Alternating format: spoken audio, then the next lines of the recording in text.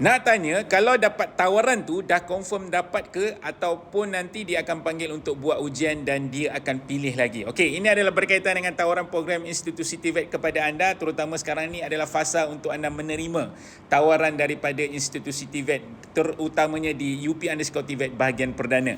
Bantu saya share video ini, kongsikan video ini kepada kawan-kawan anda yang mungkin ada soalan yang sama. So, untuk maklumat anda, tempoh hari pada 4 hingga 8 Mei adalah tarikh untuk anda dipanggil temuduga berdasarkan daripada permohonan anda tempoh hari, terutama berkaitan dengan program yang ada temuduga. Keputusan temuduga tersebut akan dilakukan pada 11 hingga 22 Mei.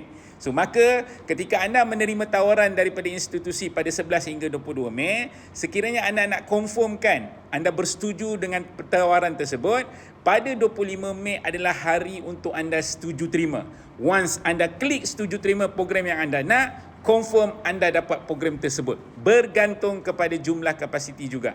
Dan ketika anda setuju terima, maka anda dah sah dapat program tersebut untuk anda lapor diri dan pastinya untuk anda masuk belajar dekat tempat tu. Dah tak ada dah sesi penilaian ataupun sesi ujian selepas anda dah setuju terima.